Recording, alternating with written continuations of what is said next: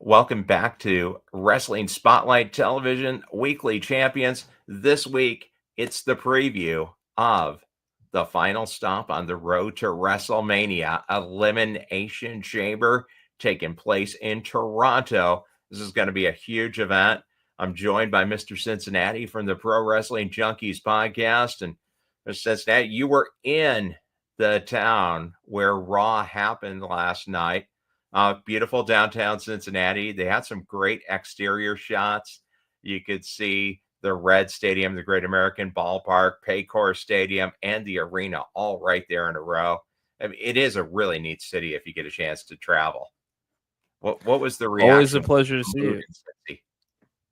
Yeah. First, always great to see you and always great to be on the show. Incredible night last night as far as Raw goes here in Cincinnati. We did not attend since we went to the Rumble. This was kind of the trade-off as far as our trip for the month. But there's just something that, and I know that we've talked about a lot of this before, but the production value that WWE has leveled up in the last, let's just say, a year or so. These exterior shots are better than anything that we've really seen in the previous times that they've been that they've been to the city. I think that Michael Cole said that last night was their 19th time in Cincinnati, and I've been to more than my fair share of those. But always great to see to see the production value, the exterior shots, just a gorgeous skyline, and not too happy about what Xavier Woods said about Skyline Chili, but I digress. I like Skyline Chili. Grew up in Cleveland. We had Skyline Chili there. It's great stuff, especially on the hot dogs with the cheese all stacked up on top of the dog. Yeah, it's good stuff. And I agree with you. It's been an NFL level production since WWE debuted on Netflix. And to be fair, AEW's kicked up their production values quite a bit, especially going in some more unique venues and really making it pop on TV. So we're seeing some great pro wrestling right now. And you had the stories getting built up towards the Elimination Chamber. Started out with CM Punk coming out to the ring wearing a Chicago Teachers Union t-shirt because he doesn't care. I mean, he's gonna give voice to whatever he believes in. Yep. He's called himself the voice of the voiceless, and got to give him credit for that. Went out there, confronted Logan Paul, and I noticed a few jabs comparing Logan Paul to a certain generational talent in another company, MJF. What did you think of the interaction between Logan Paul, a fellow Clevelander actually, and CM Punk in the ring? So, and we've had this conversation on our show a couple of times in the last week or so. Really don't want this match at WrestleMania. In my humble opinion, this is a SummerSlam match. This is perfect for a summer program to get CM Punk, a big win. When it comes to WrestleMania, the fact that CM Punk has been back for over a year now, this is going to be his first WrestleMania back. I mean, yes, he was on commentary last year, but he was injured. I don't think that Logan Paul is a CM Punk's first opponent back kind of story that we should be telling. Something that I love that. Love that. I thought that does that have the shark cage with it too? Yeah. Very nice. His return. But yeah, I mean, exactly. I think this is going to be his moment, don't you? I mean, they're kind of telegraphing it, but I think that is his WrestleMania moment. And he had a chance. He contributed. He undermined Drew quite a bit in the matchup last year because he did get physical, but yeah, he was the special commentator, so didn't really have his true WrestleMania moment. And CM Punk's made a big case that he deserves his chance to main event WrestleMania. Has the favor from the Wiseman to call in too, but it's really looking like it's going to be him against Logan Paul. I wouldn't rule out AJ Styles either because there was that interaction later on in the night as well. And I think what is most interesting about that is Karrion Kross was lurking in the background. So, a lot of things that we've seen as far as character shifts on WWE programming within the last, let's just say, 8 to 12 months, have kind of had some Karrion Kross involvement. We've seen it with Drew McIntyre. We have seen it with The Miz. We have seen it with Sami Zayn bringing out some aggression. This could be fun for AJ Styles because we really didn't get to dive into the fully heel persona that they sort of teased last summer before he got hurt. And now with Karrion Kross kind of playing the resident devil on your shoulder for the locker room, there is a rage that I could see AJ Styles tapping into and giving a great match to Logan Paul. At this stage in his career, I think that that's a better move for AJ Styles. AJ Styles knows how to make anybody look like $1 million. And there's a interview with Logan Paul and Jackie Redmond that's supposed to air later this week, and talking about kind of what Logan Paul's motivation is now that he's full time. And a couple of things he said really stuck out to me because they're accurate. Is he didn't come into this looking for fame. He was already famous. He did not come to WWE to make money. He was already a billionaire.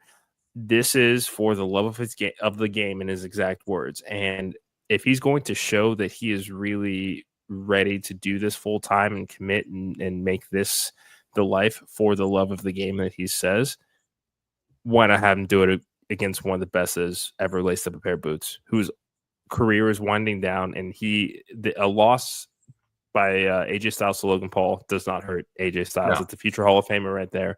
CM Punk, I think, would be a different story. Yeah, I could definitely see that. And I do like the way they're going with Karrion Kross, too, because now he's kind of this manipulative, like you said, a devilish character. And he's moving in a different direction because the Final Testament's gone. The AOP and Precious Paul, they got released in that last wave. So Karrion Kross and Scarlett are back by themselves. And this has been his best run. Yeah, and very quietly too. It's something that, like, again, we're not seeing a whole lot of his presence in the ring per se, but when you look at kind of the people he's had, he's gotten into their ear, there has been something that has happened creatively where they have followed up on that. So it is a very subtle presence that, when used sparingly and correctly, works like game busters. Well, and something that I think the WWE's done a really good job of, really this whole Triple H era, is layered storytelling and interconnectivity where everything means something. When you talk to old school professional wrestlers like we have on our friend Sonny the Man Eagle Kane, he talks about how, well, hey, when my Uncle Ivan was in there, the Russian Bear Ivan Koloff, everything meant something. You can see Triple H believes in that because they do make a point of every little thing means something. Even the casual, seemingly meaningless walk by when Gunther walked into Raw last night and Takawa and Otis were just goofing around and doing some sort of dance.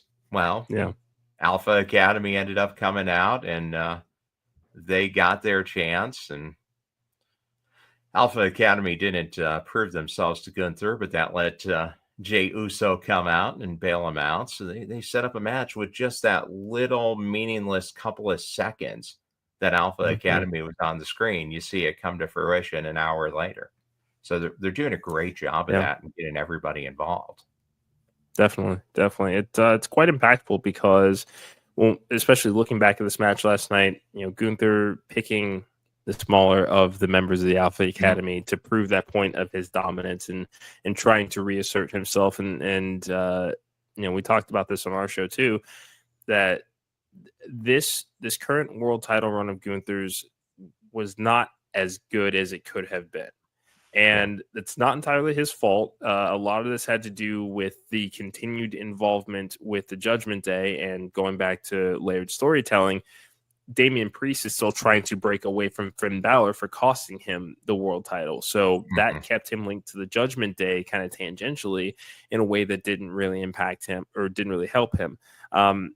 The Crown Jewel debacle with putting him up against Cody, Podcast Dad said this on our show earlier today. We can live with Gunther losing by a roll up, but there was the show of hands and attempt to try to present him as a babyface or a tweener very briefly in some way that just does not resonate. That's not who Gunther should be. He is. I mean, when you just look at the guy, his face is naturally a scowl. So that's something you should want to take more advantage of. And I'll certainly pose this question to you because we're still kind of debating it ourselves. Does Jey Uso versus Gunther main event a night at WrestleMania? Right now, it seems like the answer would be no. I would say no. Do you think one of the women's championships main events over top of it? I think that it could. And that's another story with a lot of moving parts right now. But it seems like the odds-on favorite match that we'll get is Rhea versus Bianca, which absolutely has night one close the show appeal. But there's still that lingering Jade Cargill story and what that means for Bianca and Naomi, especially after what happened in the main event. So it's so unpredictable right now, but I think that's why it's so much fun to watch. Yeah, absolutely. And here, before we get into the Elimination Chamber card, the big match, the main event of Raw last night, you saw the women's tag team champions change hands. The Glowist, Naomi, the replacement champion for Jade Cargill, and Bianca Belair fall to Liv Morgan and Raquel. So now Judgment Day has their title. Liv has a championship belt back. And you get that obvious setup because Jade's coming back. They're talking about how Jade's been prepping. And it sure seems mind-numbingly obvious that Naomi is the person who orchestrated the attack. But if something's that mind-numbingly obvious, that usually means it's not that. So could we have a heel turn for Bianca Belair if we end up with what everybody thinks is going to happen, that Bianca wins the Elimination Chamber and she goes up against Rhea Ripley, who the fans want to love? Because even when she was the heel last year in Philadelphia, it didn't matter. The fans were behind Rhea Bloody Ripley, not Becky Lynch. Anytime Becky Lynch had a rally, the fans were going nuts, and they wanted Rhea to win. And I don't think anything's changed, except now she's even more loved. Yeah. I mean, and a few things to go back on there for sure. As we look at this attacker angle, like you said, the obvious is it's Naomi. It just gives that energy. Look at the New Day heel turn execution. We thought we knew for sure Woods was just angry and that was coming, but Kofi, it was at the drop of a hat. Yeah, I could see the same logic here in Bianca versus Jade. And the story is super simple because they had that face off at the Royal Rumble last year. The second they locked eyes, everybody wanted to see that match. And Bianca, having had the run that she's had in WWE over the last 7 to 8 years, and she's I mean, this is peak Bianca Belair that we're seeing right now. So I could see that being her feeling like that's a threat to her spot as far as bringing in somebody that is the antithesis of her, or a parallel, I should say. There's just a lot to enjoy about that story that I don't necessarily know, or I don't necessarily think needs to be involved in the Women's World Championship picture. I think that's a standalone story, and that's something that we can say there's not enough of on the main roster as far as standalone marquee singles feuds that don't have a championship involved with them in the women's division. Sure. Well, and yeah, like you said, I mean, when it became obvious that Jade was leaving AEW, the consensus was, oh, she's got to get into a feud with Bianca Belair.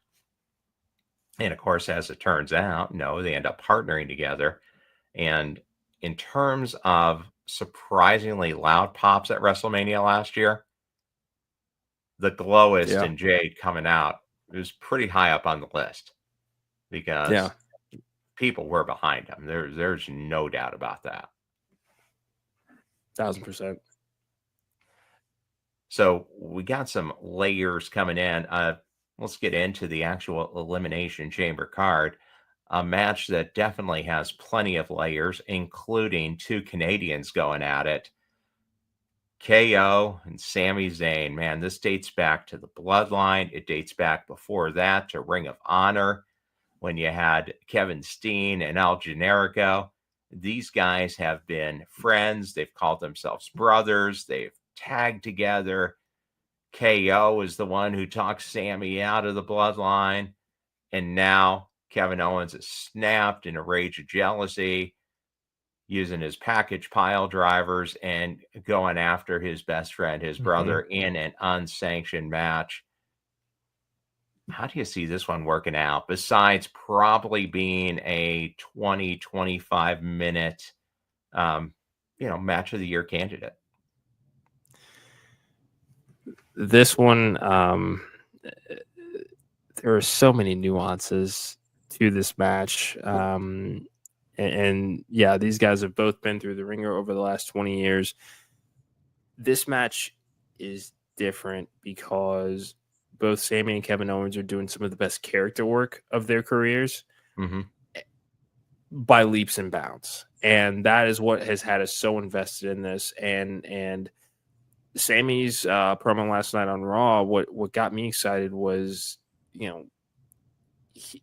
the sheer visceral emotion at the fact that they had both involved each other's families now in these rivalries. They have fought up and down the roads over the years, but it has always stayed within the professional confines of that 20 by 20 foot or insert ring size here ring. But now family is involved. Now these are two guys that are again, doing the best work of their careers, that if they both walked away now are Hall of Famers. Sure.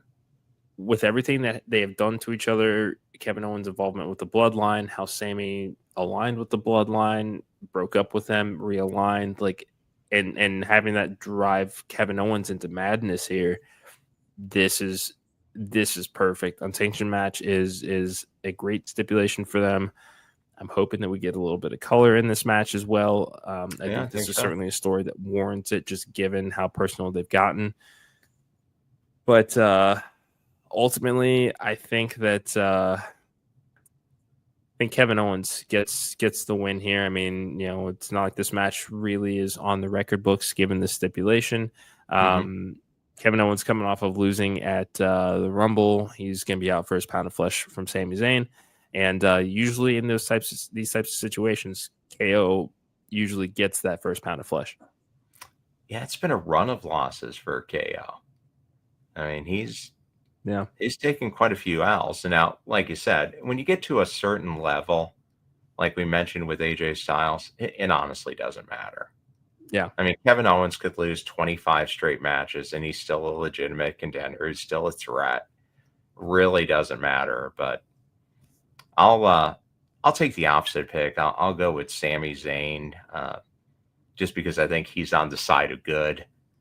But both of these guys can turn on a dime, so it's definitely anybody's ball game. And whoever wins, I think we're going to see a continuation as you head up towards Mania, with them trying to talk into each other that I'm right and try to pull them along to the other side.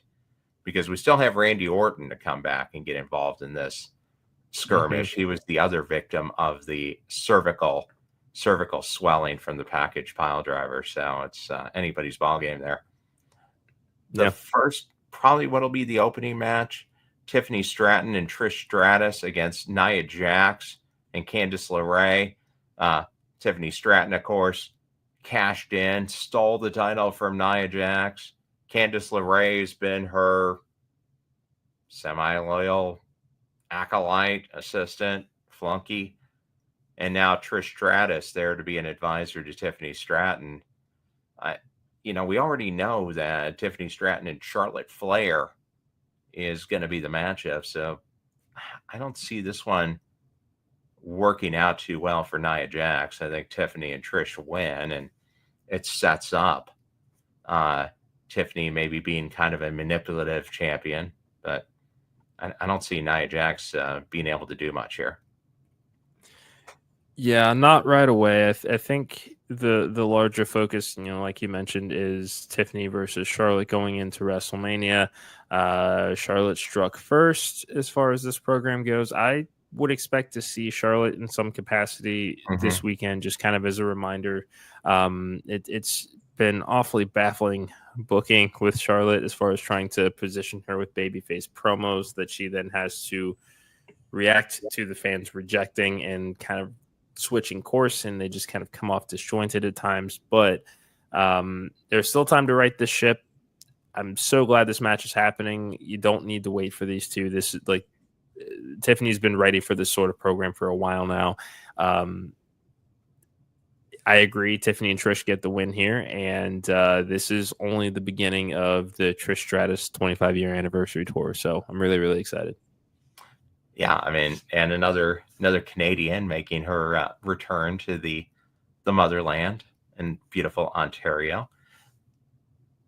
I don't know when this will happen in the card, but at some point we're going to get to see Cody Rhodes, the American Nightmare, step up and answer The Rock, the final boss, on whether he wants to become the corporate champion. I mean, it's been a ongoing, what do you want to say, meme almost in pro wrestling media.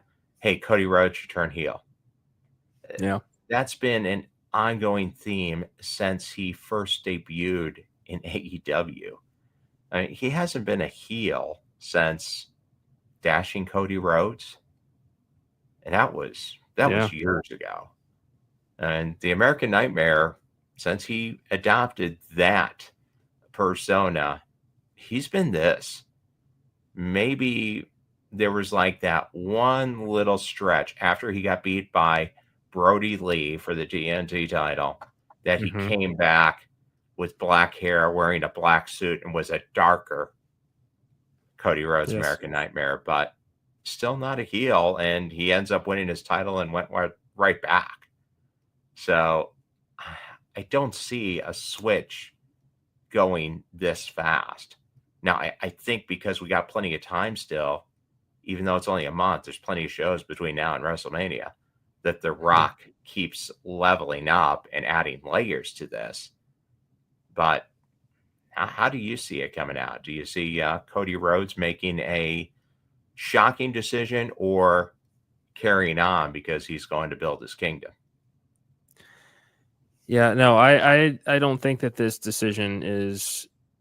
I don't think that Cody aligns with The Rock this weekend. It's another one of those. It's too obvious sort of things to have happen here, especially with how awkward that the angle itself came off on Friday, which it felt like that was the intention behind it. It was a lot of the Rock trying to cozy up and kind of let him know what the true intention was. So that was a segment I had to watch a couple of times to really digest and absorb kind of where things could go. Cody will turn heel eventually. That's one of those ones that it needs to shock me. I don't necessarily want to have it telegraphed in this particular manner here. I do think that this sets up a couple of different avenues as far as who that corporate champion could look like. You've got a picture of one of them behind you. Seth Rollins is no stranger to buying in and not selling out, as he would like to say in 2014. He's been that guy before. Him talking Cody out of it, it doesn't necessarily need to be for the greater good of WWE. This can be I don't want you to take this opportunity because I want it. I win the chamber. I take your title. I align. I get all of those accolades and prestige. I can be at the top here. Same argument could be made for Drew McIntyre. Same argument could be made for CM Punk, including the favor that Paul Heyman owes him. Sure. And John Cena, too. I mean, at this point, this is the final run of his career. Podcast Dad likes to hammer it home. Turning him heel, even for a little while, would not necessarily hurt him. He's going to be the headline Hall of Fame class next year. I think that's a given. It's all said and done. Have some fun with this heel character here. aligning with The Rock, a great WrestleMania rival of his, could be a lot of fun. Now, could you see it turning into, we talked about the little devil on the shoulder. Could that be The Rock and John Cena's the angel on the other shoulder, and Cody's pulled in the middle between the two? It would not surprise me if we got some sort of run in backstage at some point on Saturday before this segment or before the men's match, which I think the men's match will close the show. It'll be last, yeah. So I think it's certainly possible that there is kind of that tease of, hey, you've worked your butt off to get here. You've done everything the right way. Enjoy the fruits of your labor, sort of thing. Very much possible. So we're going to say the men's is the last match. Let's go ahead and talk about the women's Elimination Chamber. We're going to get Liv Morgan, now one of your tag team champions, the EST of the WWE, Bianca Belair, who just dropped the belt, Alexa Bliss, Bayley, Naomi, and Roxanne Perez. Obviously, Bayley and Roxanne Perez have been involved going back and forth at each other. The Prodigy making her move up to the main roster. And then you have to kind of search a little bit for where the rest of them go at each other. And I guess this could be a break where Bianca Belair, because the Elimination Chamber, everybody's for themselves. Yeah. If she eliminates Naomi, maybe that gets the ball rolling a little bit. I'll go with Bianca because I already picked her, and it seems kind of obvious. I don't see Liv Morgan winning it after she just won the tag title. I don't think Alexa Bliss is going to get there. I mean, said that, hey, the obvious doesn't always happen, but man, it sure seems obvious you're going to get Bayley against Roxanne Perez somewhere on Mania weekend, SmackDown, Raw, or on one of the two nights. Do you see something that we're missing here? Not really. I mean, Bianca is the favorite, and Bianca versus Rhea, they've done a really, really good job of keeping these two apart, especially from an in-ring standpoint as far as being opponents. Since they've both been on the main roster, we've seen them team at War Games before, but there's never really been any extended interaction with them, which gives this match a novelty at WrestleMania. Sure. We also can't forget next week, Rhea versus Io for the Women's World Championship on Raw. The way that they made this sound on commentary last night is this will be the last defense of that championship before WrestleMania. So,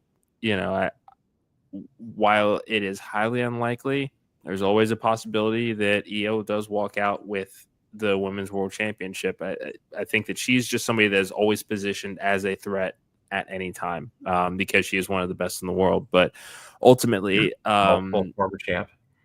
Yeah, but for the sake of this discussion, I do think Bianca gets the win here.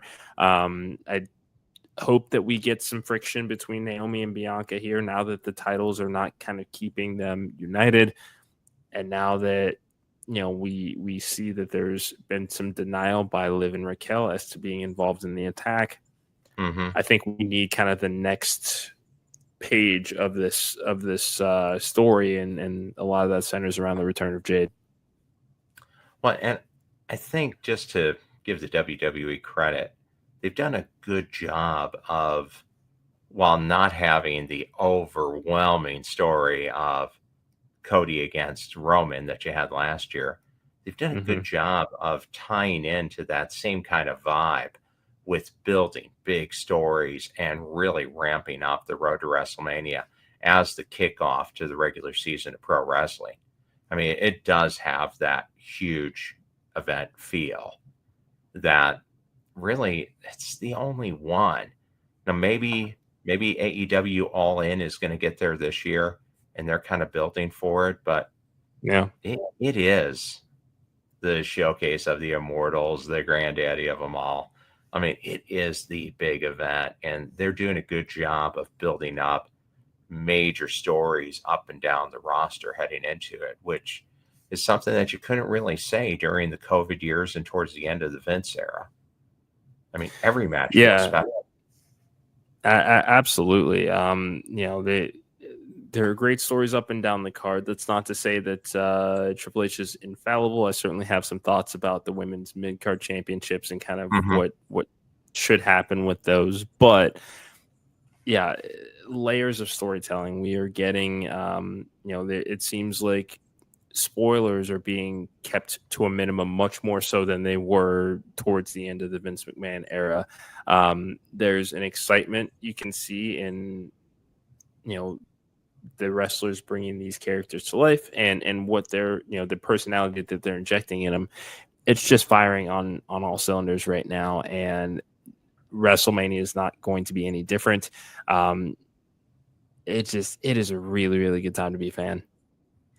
Yeah, and to talk about the characters, we had a chance to have on WWE Hall of Famer Titus O'Neil about 2 weeks ago, and talked about his book about fatherhood, his book about there's no such thing as a bad kid. But we did get into a little bit of the new era of WWE that he is involved with. He's a global ambassador still for WWE's charitable efforts, works a lot with the different superstars. He said that something really different now, even from his involvement, which would have been back in the 2010s, is that the wrestlers now are much, much closer to their actual personalities. And they have way more say in the presentation of the character. And I think you see that because you have more of a commitment to what they're saying and how they're doing it. It doesn't seem super scripted. It doesn't seem like they've memorized exactly what they're going to say. There's a more natural, organic feel, which is huge because it lets their personalities get over, and that's what gravitates you to really liking or really hating a wrestler. Like you said with Gunther. I mean, he's looks like a smug, condescending kind of guy. And at his best in his promos, it's when they're smug and condescending. That's why his Intercontinental Championship reign was so good. And his hubris is what ended up getting him beat by Sami Zayn because he was just too condescending. He just assumed he was going to beat Sami Zayn. Yeah, I can't say enough good things about kind of what this new look, new feel, new presentation of the product that we're seeing right now. I mean, this is shaping up to be, probably the biggest event ever again, continuing to smash these records, and they're just positioning themselves to put the best product out there that they can. So really, really excited for the next couple of months. Yeah, and we'll be there again. We're going to be up there with Wrestling Spotlight from Thursday of the week of Mania all the way through Monday. So we'll have special reports that you can see right here. And you can definitely get a hold of us. You can watch us on TCL Plus TV, and Sports.tv, and Watchy TV, Carbon TV. And you can, of course, visit the website at WrestlingSpotlight.live and watch it from any device.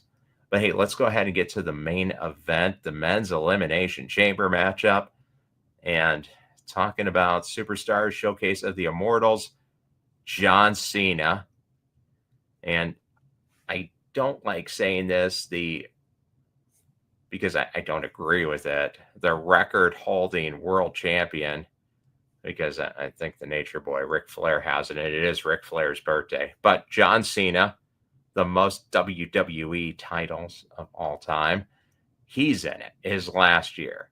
CM Punk, Drew McIntyre, Logan Paul, Damian Priest, and Seth freaking Rollins.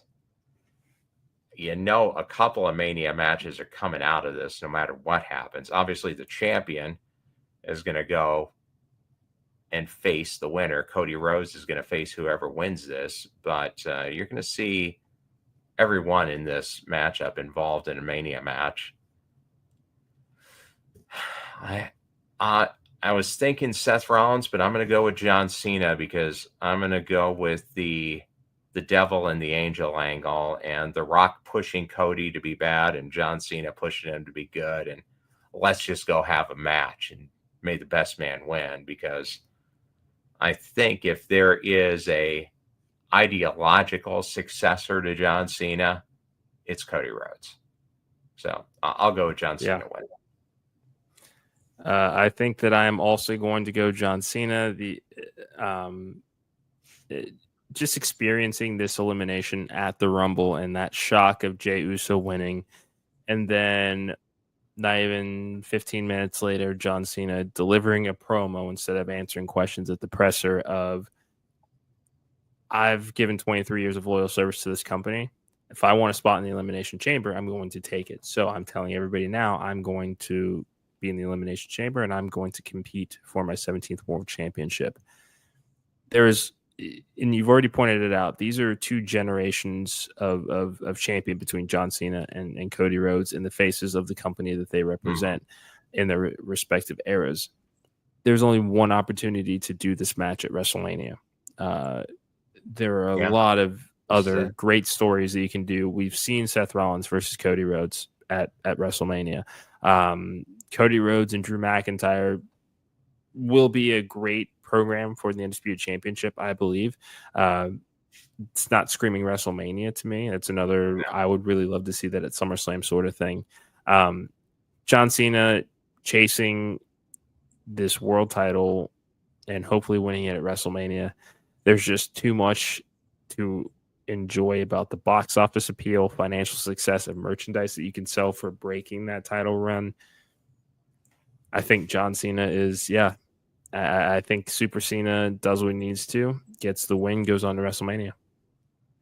And just in time for season 2 of Peacemaker to drop on Max. Yes. Coincidental, though, since it's a different company. Now, conspicuous by their absence, save for The Rock, Jacob Fatu, Tama Tonga, Solo Sikoa, and the original tribal chief, acknowledge me, Roman Reigns. Conspicuous by their absence, it would be the first premium live event to not feature the Bloodline in a major role going back to August of last year at Bash of Berlin. Do you see the Bloodline showing up and doing something to tip the scales? Maybe setting up that 3-way match that we had talked about with Roman, Seth, and now I don't know about CM Punk, because it seems like that's going to be CM Punk, Logan Paul. But do you think the Bloodline shows up and makes a stand here?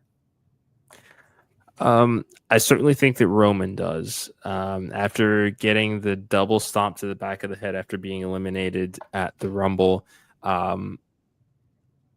I personally think, as far as from an interference standpoint, because we've been waiting for the big returns of Roman Reigns and Jade Cargill, as far as things are kind of lingering in these respective chamber matches, I think Roman is much more likely to go in and ensure that Seth does not win the Elimination Chamber. And I think, this is going to be one of those things where Seth probably, finds himself too focused on what's going on and not really thinking about the events of the last PLE, that out of nowhere, Roman comes up from under that grate, kind of like Shawn Michaels did in 2010, and does something to cost him the Elimination Chamber. Rollins versus Reigns is a match that we absolutely need to get in 2025 here. Now that Roman is no longer champion, though he's head of the table or the tribal chief at this point still, there really has been no blow off or any final resolution of these two, despite how involved Seth Rollins was in making sure that Roman did not walk out of WrestleMania with the championship here. There's a really fun payoff to that they're exploring, and I hope they continue that going into WrestleMania, because this is a match that could be a night one show closer. Yeah, no, absolutely. It's going to be interesting. We're going to have plenty to talk about. I'll make sure to have you guys come back on as we're ramping up to WrestleMania. Maybe we can do a getaway day like we did for All In, because it's a lot shorter flight. Yeah. Not taking a 12-hour flight to London. It's just 3 hours to Vegas. Let's go ahead and wrap it up here with our champion of the week. Hi guys, Rachel Armstrong here. Your wish upon a shooting star, and you can catch me on Wrestling Spotlight TV. You can see Rachel Armstrong, your shooting star in Glory Pro, in Wrestle Arts, and even in Chicago Style, all promotions that are right here on Wrestling Spotlight TV. Well, we've got the big belt. Mr. Cincinnati, who's your champion of the week? Well, I've got mine here as well. You got a belt too. There you go. So mine is the new Coastal Empire Wrestling Heavyweight Champion Hollywood Hunter James. Ended the nearly year-long reign of Randall Reno III this past weekend. I had a chance to speak to Hunter earlier today as we're getting ready to prepare our recap show after the Empire. And if you've not had the chance to watch Hunter James and his body of work, it's an absolute must. Kid's only 21 years old, but he is going to be an absolute star in the industry. Only the beginning here as far as his title reign here. You can check out Cupid's Chokehold on Coastal Empire Wrestling's official YouTube channel and follow them at CEW Savannah on X for updates about shows they run every month in Savannah. Awesome. And then you guys, you and the podcast dad, you do the breakups after the Empire, the post shows. So yeah, definitely some great content. I'm going to go with a match that I got to give our contributor, Sonny, the Man Eagle Kane, credit for, because he's been bringing it to voice for about a year that the Hardys would make their return to the WWE Universe. Yes. It happened. They made their return to NXT, and it looks like it's going to set up a huge match for NXT at the theater at Madison Square Garden. So, Sonny, you got it right. Your fellow North Carolinians are going to be back in the WWE and may well be back full time, because it looks like their TNA contracts are coming due here at the end of the year and get one more run before they go into the Hall of Fame. So Matt and Jeff Hardy, champions of the week to you.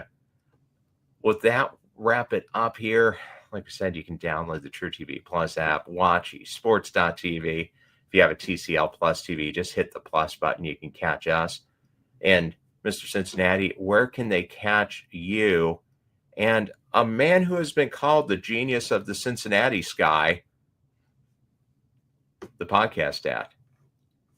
So you can catch us, follow us on X at Junkies Pod. You can subscribe to our YouTube channel. We actually just launched our TikTok account, so you can follow us at Junkies Pod there as well. We're on that road to 500 subscribers, so every little bit helps. Just tell one person. If you like what we do, we're live Monday through Thursday nights at 6:30 Eastern. Come hang out.